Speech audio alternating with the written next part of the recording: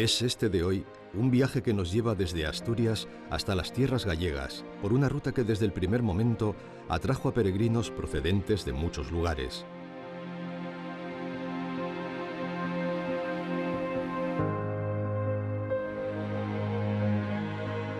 Una ruta que continuó siendo elegida por los peregrinos, incluso cuando la capital del reino se trasladó de Oviedo a León.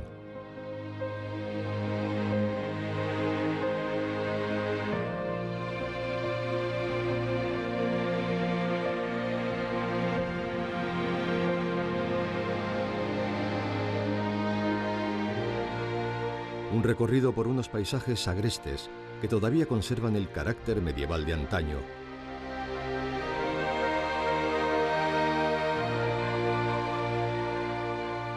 Tras visitar en la ruta anterior la Liébana, el camino penetra en los picos de Europa.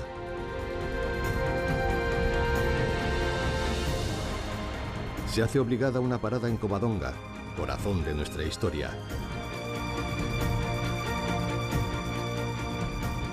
Y tras un recorrido por Gijón, visitar Oviedo para iniciar la ruta primigenia.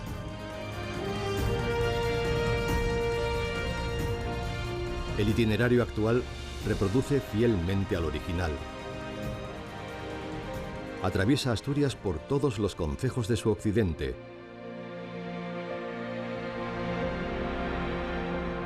Entra en Lugo por el puerto de Lacebo y a Fonsagrada,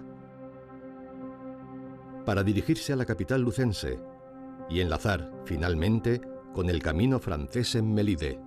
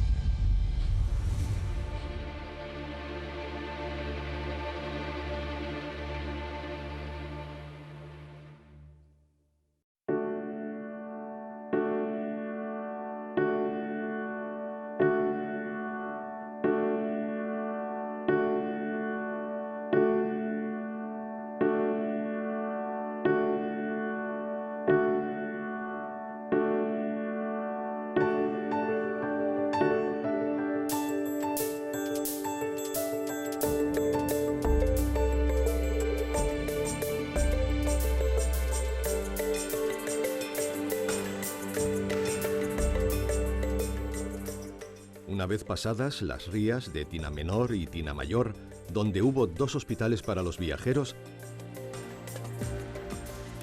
se entra en Asturias. Mojo en tu sidra mi devota mano, persigno con el índice y el medio mi faz, y voy a bendecir tu predio marinero, rural, fluvial, urbano, católico, guasón, astur e indiano.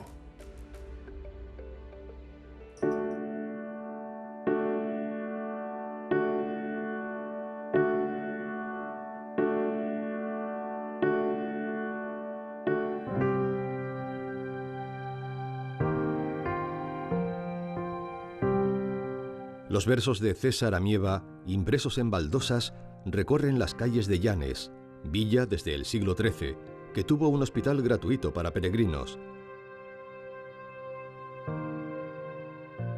Conserva restos de muralla, un torreón medieval y espectaculares casonas de indianos, que son los asturianos que fueron a América y regresaron con fortuna. En los bloques de hormigón del puerto, el artista vasco Agustín Ibarrola creó los cubos de la memoria, un emblema del pasado histórico y cultural de la villa.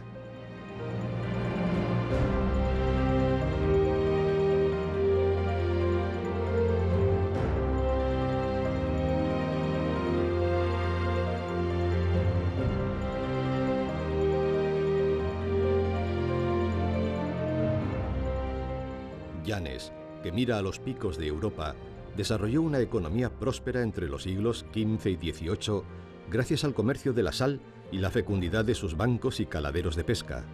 Sus marineros, agrupados en el gremio de mareantes de San Nicolás, también se dedicaban a la caza de la ballena.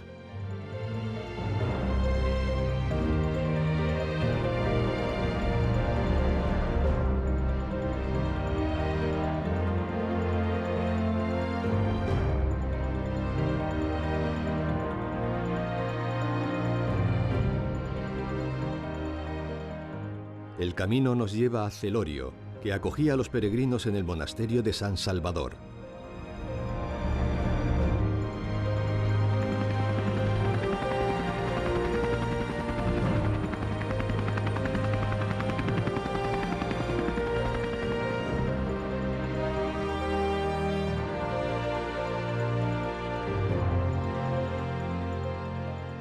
Y pasa por Po de Llanes hasta Barro, a orillas de la ría de Niembro, con la iglesia parroquial de Nuestra Señora de los Dolores, que cercan las olas durante la pleamar.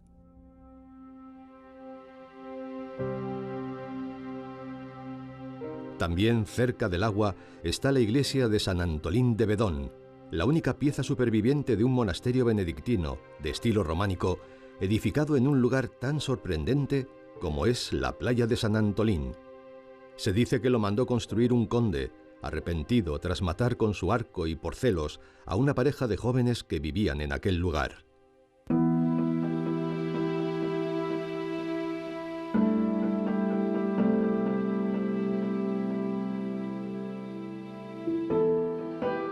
Ribadesella es una ciudad que ofrece desde las figuras prehistóricas de gamos y caballos pintadas en las cuevas de Tito Bustillo, declaradas Patrimonio de la Humanidad,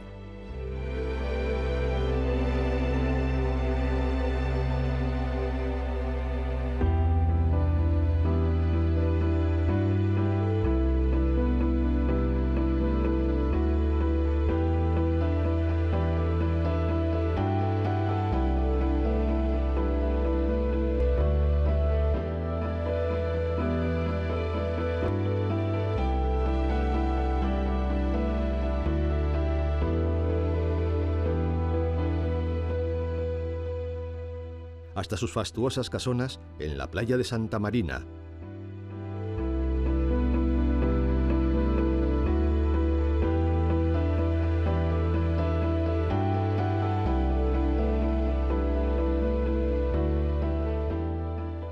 Ribadesella es jacobea.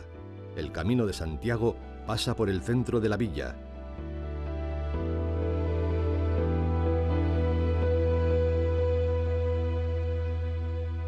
Y sigue por algunas de sus aldeas y playas más conocidas.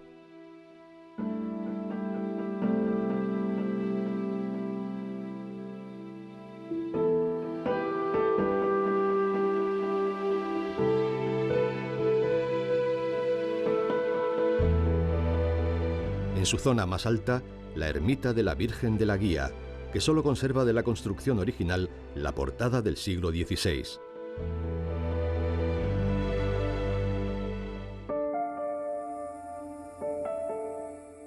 Desde el borde del mar, la vista descubre la presencia solemne de los picos de Europa.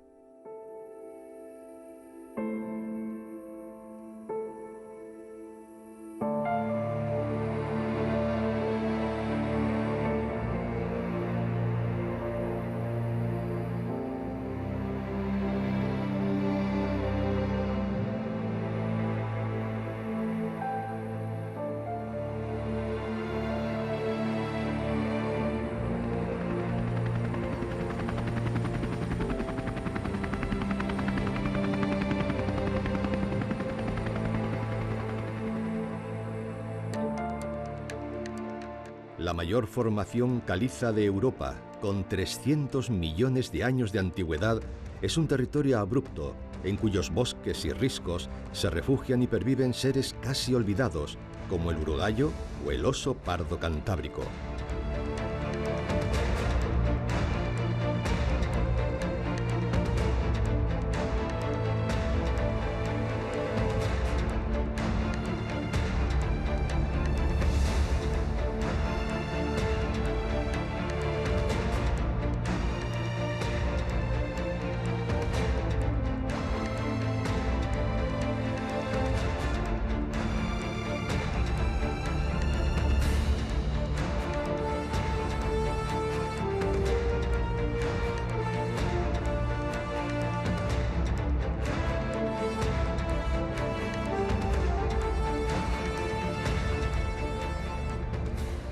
Las montañas cercanas al mar más altas de Europa han sido escenario desde mediados del siglo XIX de las más insólitas aventuras de arriesgados montañeros que trataron de dominar los riscos imposibles y los murallones pétreos que les desafiaban, al tiempo que pastores y ganaderos emprendían desde tiempos lejanos, con los primeros calores del año, la ancestral labor de abandonar los valles para llevar sus ganados a las más altas majadas de la cordillera.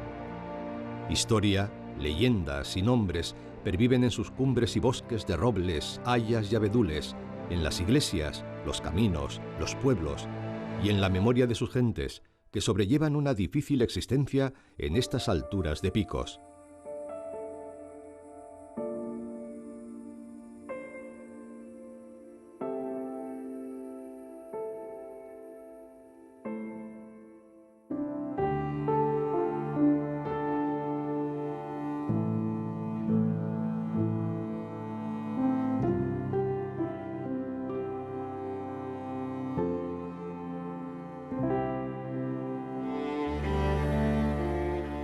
A la sombra imponente de las montañas nos aproximamos a Cangas de Onís.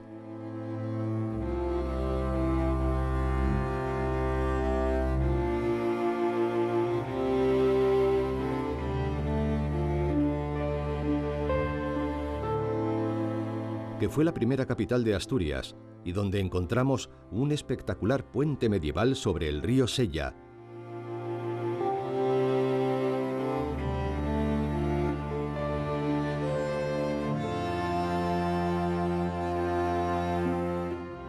De cuyo arco central cuelga una réplica de la Cruz de la Victoria, símbolo de la región.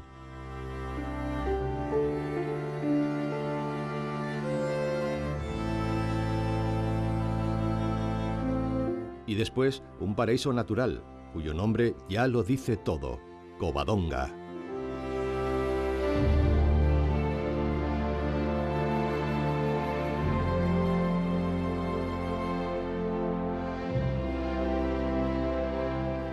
Aquí se combatió contra los invasores musulmanes y, según la mitología cristiana, Don Pelayo, fortalecido por el vigor que le otorgaban los cielos, derrotó a un ejército de casi 200.000 soldados.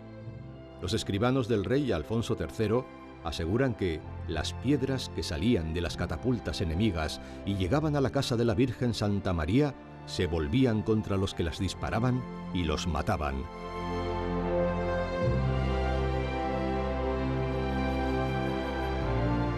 Y ni los que trataban de huir escaparon a la venganza del Señor, porque cuando atravesaban por la cima del monte que está a orillas del Deva, ese monte se desgajó de sus cimientos y los arrojó al río, y cayó sobre ellos aplastando a los 63.000 que quedaban.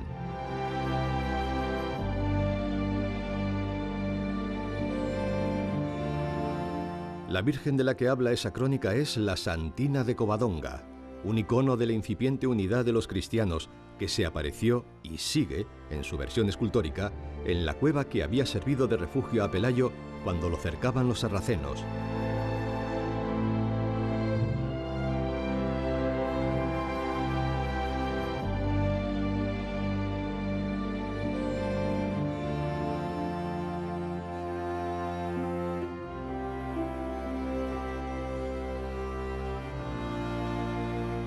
Todo esto acontece recién inaugurado el siglo VIII, momento en el que muchos ven el comienzo de la Edad Media.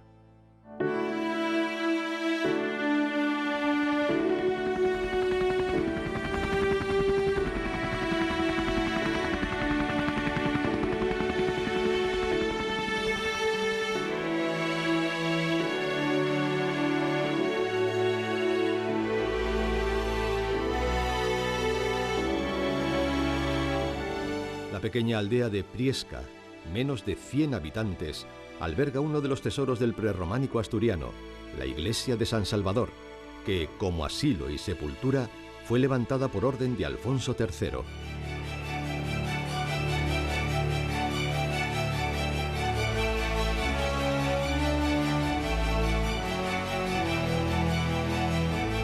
Al tiempo ordenaba hacer en Villaviciosa el monasterio de Santa María la Real de Valdedios, como parte del conjunto palaciego al que se retiró al ser destituido por sus hijos. Allá por el siglo XI, en las peregrinaciones a la tumba del apóstol, los primeros peregrinos, principalmente de Flandes y Francia, comenzaron a desviarse hacia ella en su camino a Compostela. Es un lugar sobrecogedor, lleno de armonía y silencios como de otra época, que transportan con especial fuerza hasta el pasado a quienes lo visitan.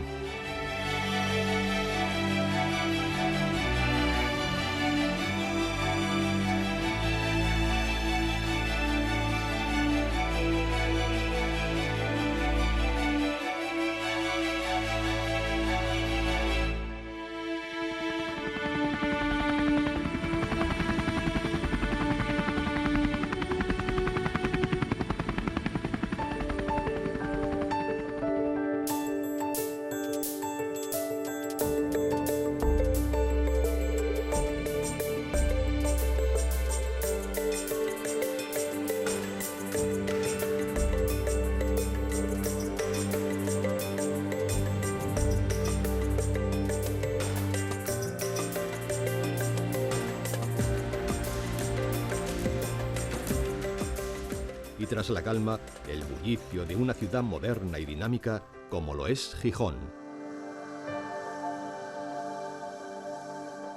El nombre de la villa viene de lejos, proviene del asentamiento romano de Gegionem, una aldea de pescadores y arponeros a la caza de las ballenas, que por entonces proliferaban en aquellas costas, y que pronto vio cómo se hacían termas, murallas y otros símbolos del imperio.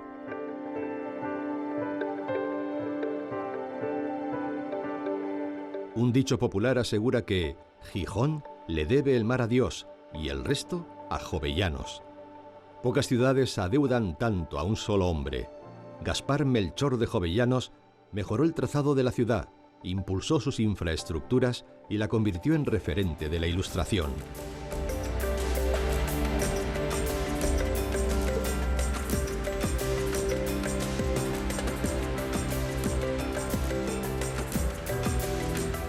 Esta ciudad, tradicionalmente industrial, minera, portuaria y metalúrgica, impresiona al peregrino con las olas urbanas de la playa de San Lorenzo.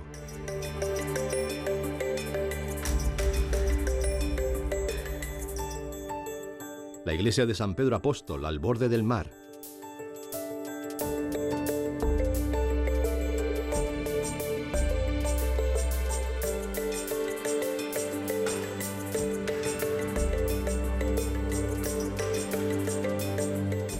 El antiguo barrio de pescadores de Cimadevilla.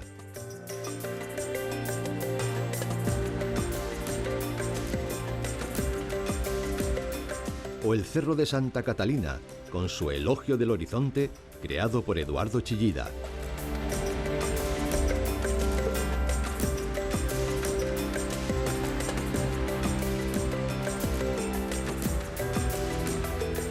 Si a lo largo de todos los caminos es importante la gastronomía, no lo es menos, por supuesto, en los caminos del norte de España, como este primitivo que estamos recorriendo.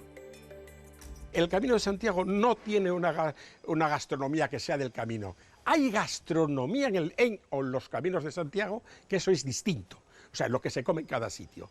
¿Qué otra cosa llevaban los peregrinos seguro? Pues llevaban el pan. Compañía. La compañía viene del pan, es de compaginar, de pasarse el trozo de pan con otro, hasta que llegamos a otro producto muy interesante, que es la almendra, el fruto seco. ¿Qué pasaba con la almendra? Que era importante, que se sacaba también el aceite en los hospitales para hacer medicación, para hacer sus pócimas, se utilizaba el aceite, y también la almendra, se utilizaba el fruto seco para la alimentación. Y por último nos queda el cacao, que ya vino después de Hernán Cortés, como cacao era amargo, pero que después también tenemos una cultura árabe en la repostería con el dulce. Ya se pasó al cacao con la miel y ya se pasó más adelante, ya empezaron el tiempo, los siglos a cambiar hasta que llegamos a nuestros días, y hoy por hoy no se entiende el Camino de Santiago, aunque los puristas no lo aceptan, no lo admiten, pero es la pura verdad. Hoy no se entiende el Camino de Santiago sin una gastronomía potente, que es nuestra gastronomía. No nos olvidemos de una cosa de España, y lo podemos decir bien y muy alto. En España, cada 100 kilómetros se come bien y distinto. En los caminos de Santiago yo me lo bajo casi a 50 kilómetros. Si el camino primitivo constituyó la primera vía de peregrinación jacobea, el camino de la costa, en la Edad Moderna, se situó como una vía muy transitada, pese a no ser uno de los más cómodos de realizar, ya que los peregrinos debían afrontar en barca el paso de muchos cauces.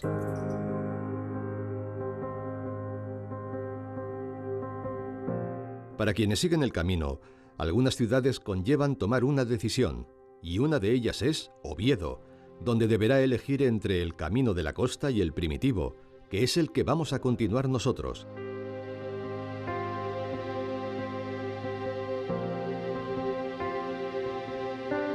Pero antes, hemos de visitar la Catedral Gótica de San Salvador.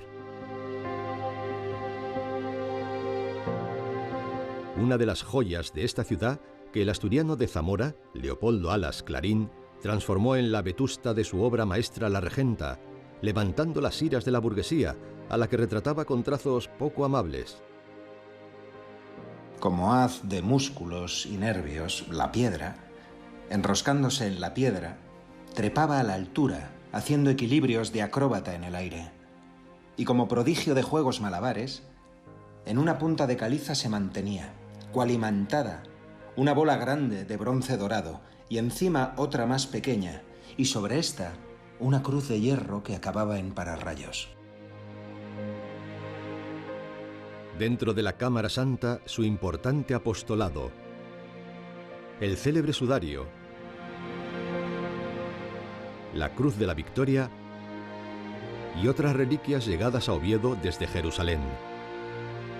La gran afluencia de peregrinos ayudó a Oviedo a crecer y desarrollarse. Uno de los datos que lo avalan es que llegó a contar con 5 hospitales y numerosos edificios religiosos. El arte prerrománico asturiano, patrimonio de la humanidad, está considerado como una brillante etapa en la que cristalizan tradiciones del arte paleocristiano, que beben del mundo clásico y que demuestran la participación del Reino de Asturias en la vanguardia cultural europea de la Alta Edad Media. Son templos imprescindibles, ubicados en los valles más escondidos o en la capital Astur.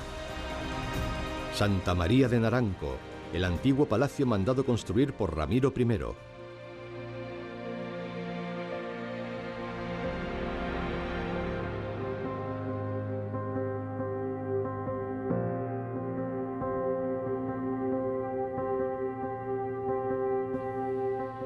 La cercana iglesia de San Miguel de Lillo, también en la ladera del Monte Naranco. Y San Julián de los Prados, o Santullano, la mayor iglesia del prerrománico español.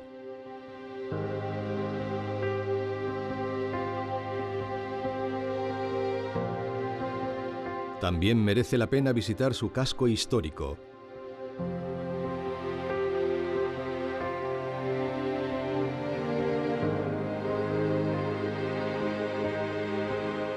Darse una vuelta por la calle Uría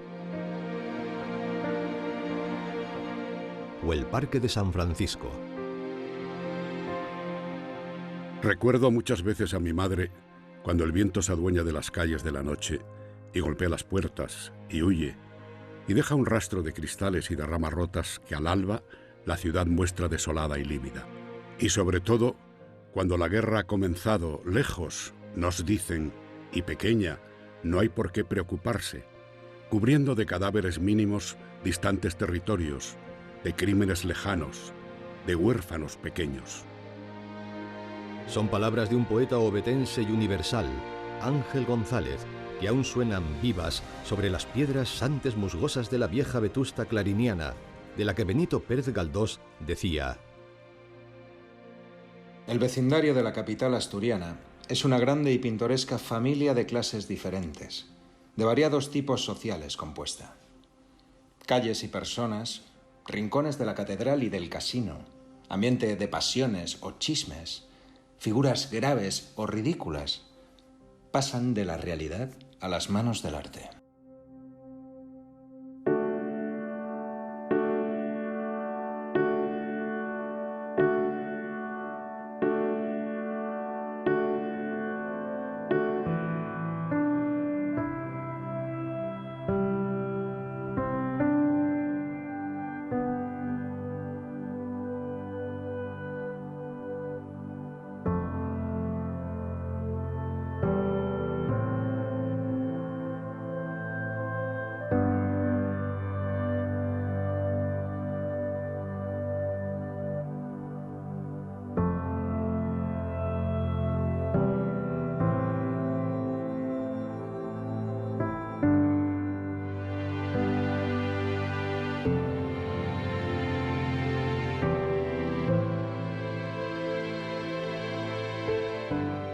Abandonado Oviedo por el camino primigenio, Grado recibe al peregrino con sus palacetes del siglo XIX y le invita a seguir hacia Galicia por el interior, disfrutando de la belleza natural de Asturias, entre prados, caseríos, bosques y aldeas que llenan de paz la vista y de oxígeno puro los pulmones.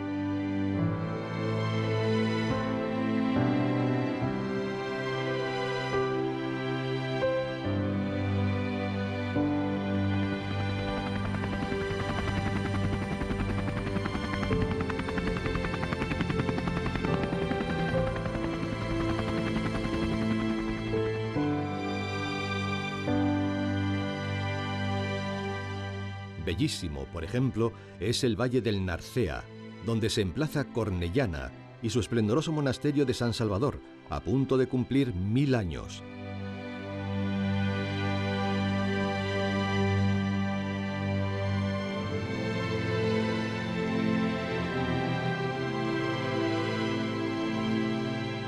A pesar de haber sufrido incendios y guerras, aún esconde secretos entre sus piedras milenarias.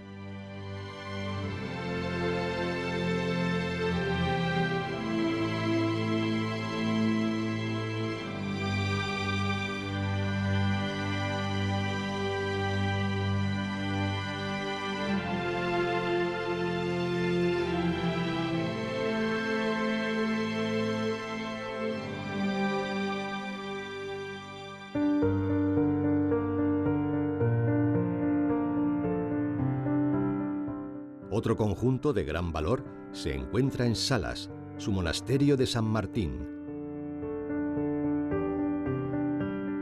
En el año 1918 se inaugura en Salas el primer bar-restaurante que se llama Casa del Profesor.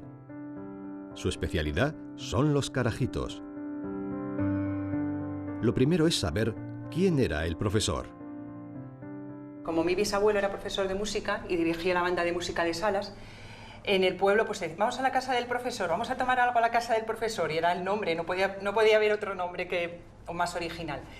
Y el carajito era un señor de Puerto Rico, iba a tomar allí todos los días esta pasta, esta galleta que no tenía nombre, todos los días pedía un carajo. Me voy a tomar un carajo, me cobras el carajo que tomé con el café, venga, y todos los días carajo, carajo, y de tanto decirlo le quedó el nombre carajito, como es pequeño. Y los peregrinos que pasaban en aquellos tiempos, pues se lo tomaban eso, con el café, o se habían comido en el restaurante de postre. La primera fórmula original es mi abuela, mi bisabuela, que son los que inauguran el bar y el restaurante. Y los carajitos estaban allí para los peregrinos, lo comían en el momento, porque, bueno, no hay que cargar peso a la mochila, y entonces antes no es como ahora que tenemos otros envases y tal, lo comían en el momento de postre o con el café, desayuno, merienda. No saben lo que es un carajito, lo confunden con el carajillo, con la bebida, pues y no lo identifican. Entonces, bueno, quiero probar eso, que está hecho de avellana, clara de huevo y azúcar. Bueno, surgieron anécdotas increíbles. La Orquesta Sinfónica de Stuttgart iban para Vigo, creo recordar, para coger ahí un barco, y entonces aquí se les estropeó el autobús.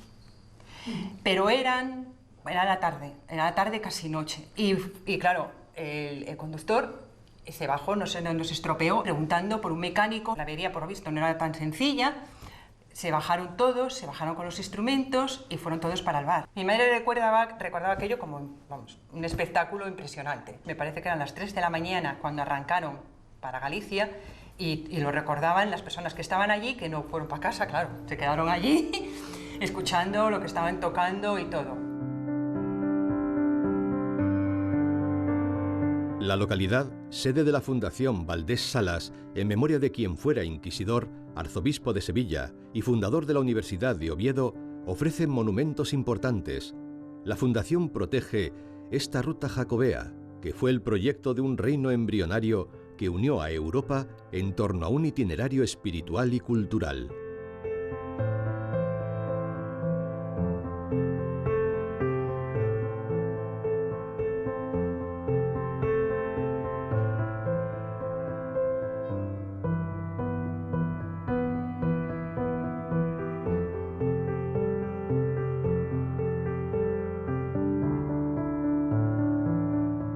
Tineo, el segundo concejo más grande de Asturias, es un lugar donde han convivido el trabajo y el ocio con tiempos y espacios para la agricultura, la minería, la caza, la pesca y el senderismo. En el camino, trabajando para el camino, nos encontramos personajes con todo tipo de historias, algunas tristes y difíciles, pero que acaban bien. Ha sido una historia de familia un poco dolorosa al principio. Yo estaba estudiando filología anglo-germánica y tuve la mala suerte de que falleció de repente mi madre. Después, pues un poco por intentar ayudar a la familia, no por un problema económico, sino por hacer un poco de empuje a toda la situación, me fui quedando. Y de repente se enferma mi abuela, que tenía un Alzheimer. Entonces fueron unos años duros, te cuento la parte triste, claro. Y a partir de ahí, pues comenzó mi padre con un cáncer. Eso todo derivó en que yo fuera quedándome, pero yo entonces vi que había una posibilidad.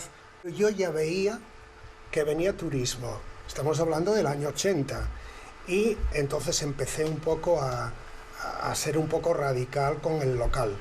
Claro, al principio, tú imagínate, en una España un poco profunda, rural, de la Asturias occidental, le rompí todos los esquemas a toda la gente. Realmente lo que hice fue pues ir poniendo lo que a mí me apetecía. ¿Me comprendes?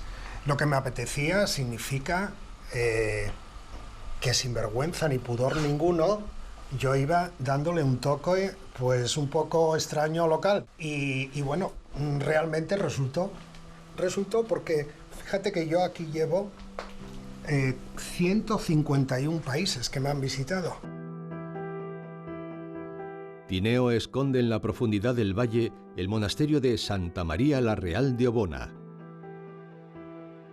En parte invadido por la vegetación, contradice el esfuerzo de los monjes que lo habitaron y que descubrieron nuevas técnicas ganaderas, dieron clases de latín, filosofía y teología, aunque también son celebrados porque en uno de los documentos que redactaron aparece por primera vez la palabra sidra. Alfonso IX, tras visitar el monasterio, le otorgó el privilegio de paso obligatorio de los peregrinos hacia Santiago, lo que aumentó su control económico y cultural sobre la zona.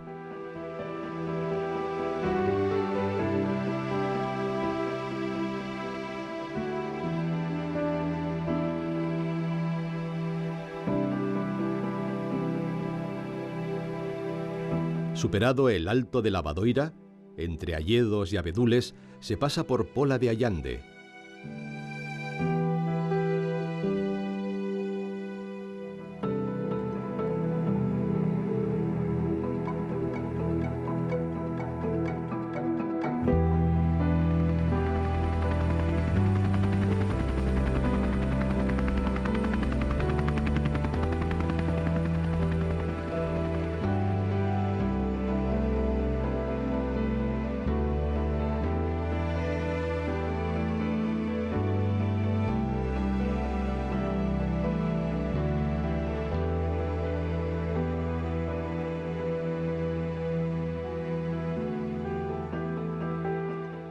Después, dejando atrás el puerto del Palo, llegamos a Grandas de Salime, con su pantano sobre las aguas del río Navia.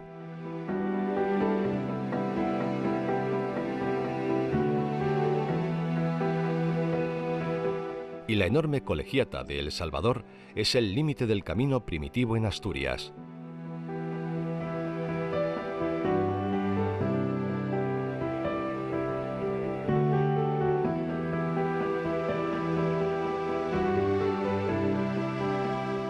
Bajo las aguas, fincas urbanas, ruinas, patios, corrales, 8 puentes, 5 iglesias y 4 cementerios.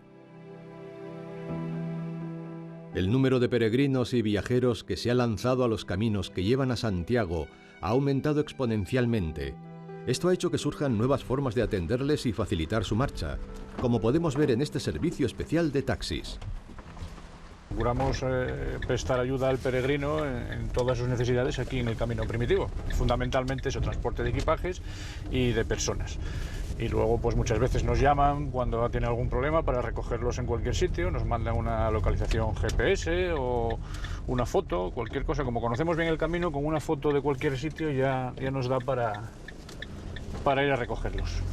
Procuramos tener un servicio muy personalizado, normalmente mantenemos con los clientes que están en ruta continuamente, mantenemos contacto todos los días, bien vía WhatsApp, bien vía llamada, y luego también es verdad que con el tiempo, cada año hay alguno que no sabes muy bien por qué, pues permanece en el tiempo y sigues manteniendo contacto a través de muchísimos años, incluso de una amistad.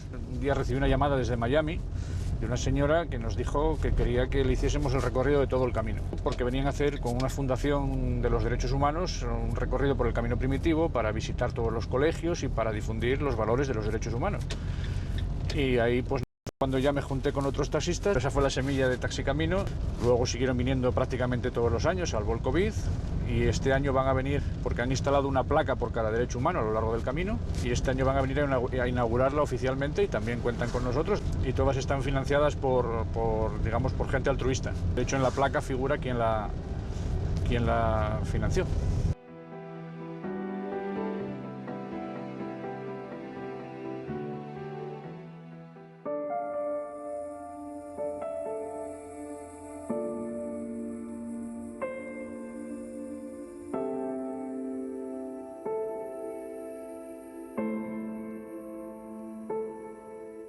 El peregrino deja atrás el Alto del Acebo y Asturias y entra ya en Galicia. Recorriendo sendas complicadas a través de un territorio impresionante de sierras y valles que definen la reserva de la biosfera del concello de A Fonsagrada, el más extenso de Galicia.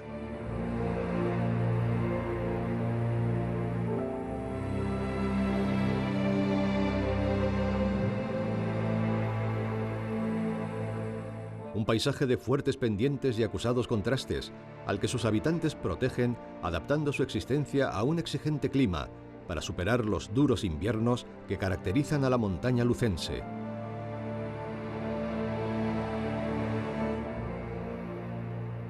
A Fonsagrada es sinónimo de Camino de Santiago, al ser la población donde el apóstol hizo otro de sus milagros. Tras ser atendido con respeto y hospitalidad por una mujer viuda, convirtió el agua de la fuente que había junto a su casa en leche fresca para sus hijos. La Fons Sacrata es la primera gran referencia del camino primitivo en Galicia.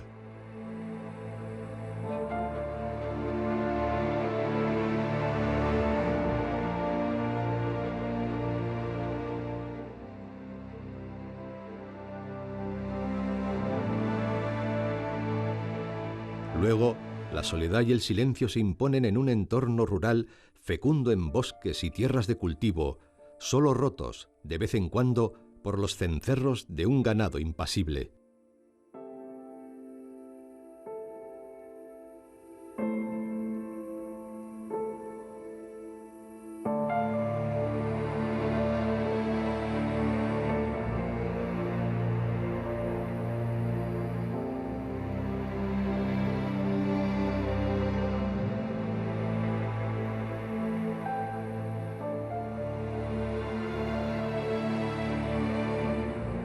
Lugo nos recibe junto al río Miño y nos invita a conocer su catedral.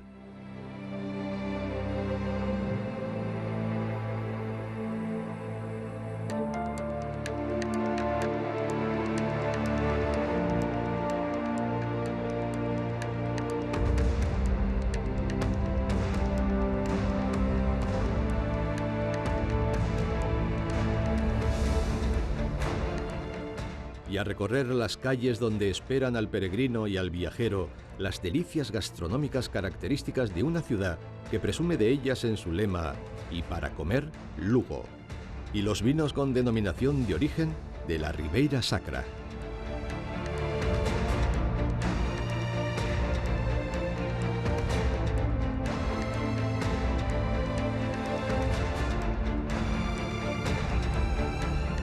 En Lugo, la romana Lucus Augusta, hay muchos vestigios de la presencia del imperio, entre otros su muralla del siglo III, con sus 10 puertas en uso, que mantiene un estado de conservación admirable que le ha permitido ser la única en lograr el título de Patrimonio de la Humanidad.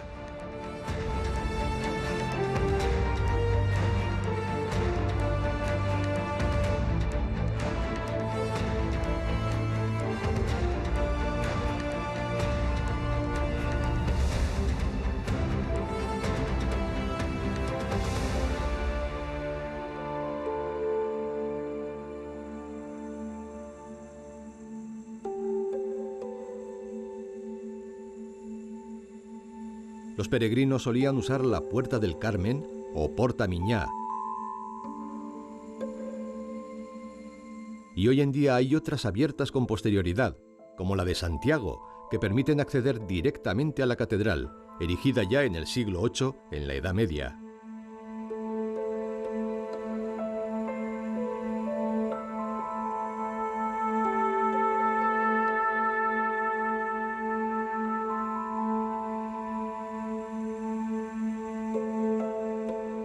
Un 22 de noviembre de 1932, 13 otoños después de la primera vez, Federico García Lorca regresa a Lugo.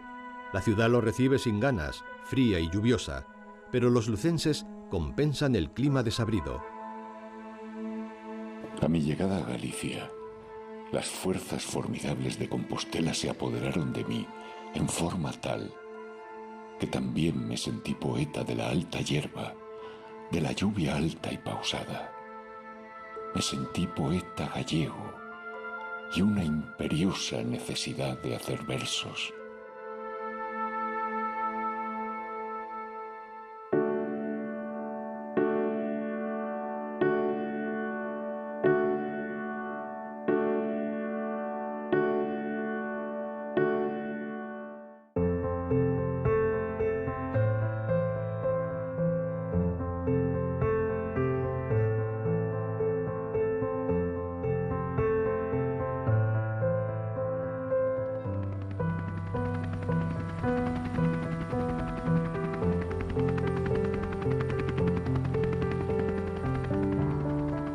Cumplida la visita, se sale de la ciudad atravesando la muralla milenaria, y es posible detenerse en Santa Eulalia de Bóveda, cuyo museo reúne importantes pinturas medievales.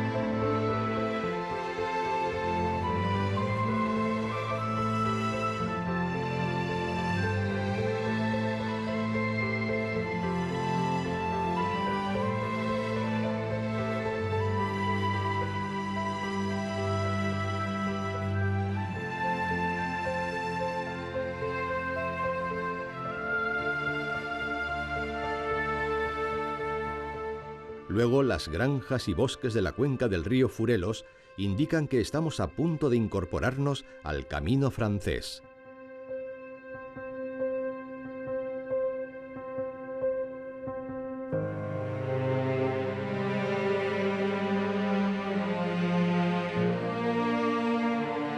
Lo haremos al llegar a Melide, donde se unen los peregrinos que llegan de Asturias.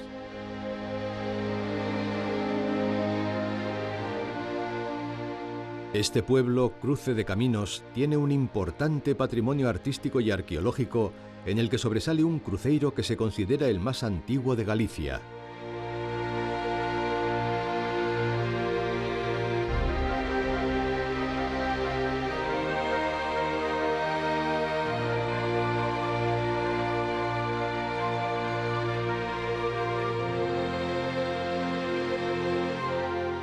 Estamos en la recta final hacia Santiago de Compostela, que está a menos de 40 kilómetros.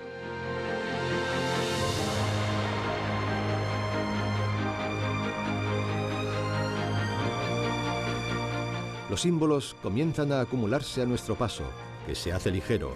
Los peligros quedan atrás. La voluntad de creer en algo se hace patente.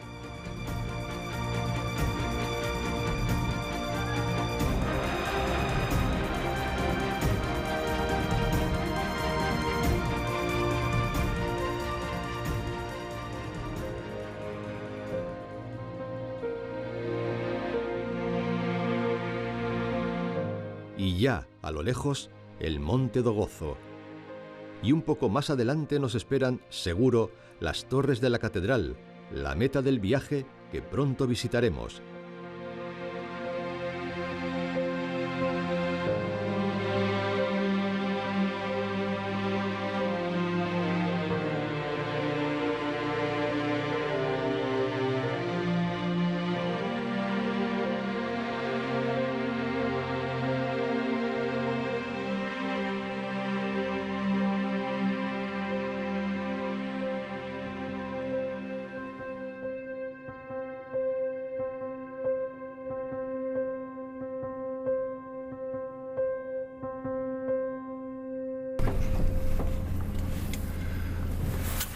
Pues muy bien. Pues muy bien. Ahora hacemos la...